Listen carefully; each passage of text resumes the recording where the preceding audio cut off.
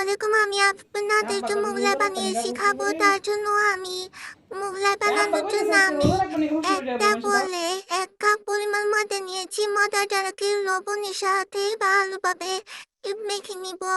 তারপর সামান্য পরিমাণ তেল দিয়ে নেব। তেল দিয়ে ভালোভাবে মিক্স করে নেওয়ার পরে আমি এখানে নরমাল ভাজা পানি দিয়ে ভালোভাবে মিক্স করে নিব।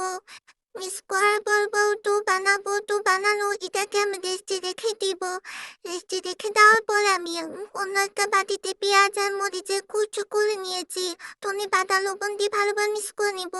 তারপরে আমি রেডি একটা ডিম ভেঙে সেটাকে সাথে ভালোভাবে মিক্স করে রেখে দিব। মিক্স করার পরে আমি অন্য যে ডোটা রেখেছিলাম সেটাকে আমি 2 ভাগে ভাগ করে নিয়েছি। এখন আমি এটাকে বেলে নিব। বেলানির সাহায্যে বেলে এটাকে পাতলা লম্বা করে নিব মোগলাইয়ের জন্য। তারপরে এটাকে আমি ডিমের যে মিশ্রণ সেটাকে মিক্স করে দিব।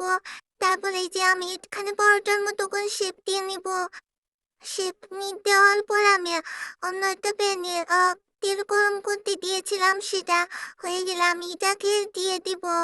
দেওয়ানোর পরে এই যে দেখতেই পাচ্ছেন মোগলাই কালারটা কত সুন্দর এসেছে।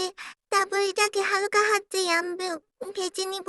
তারপর যখন লালচে কালার হয়ে যাবে তখন আমি নামিয়ে নিব। এই যে দেখেন নামিয়ে পরিবেশন করে ফেললাম মোগলাই। ভিডিওটি ভালো লাগলে লাইক কমেন্ট শেয়ার করবেন। ধন্যবাদ।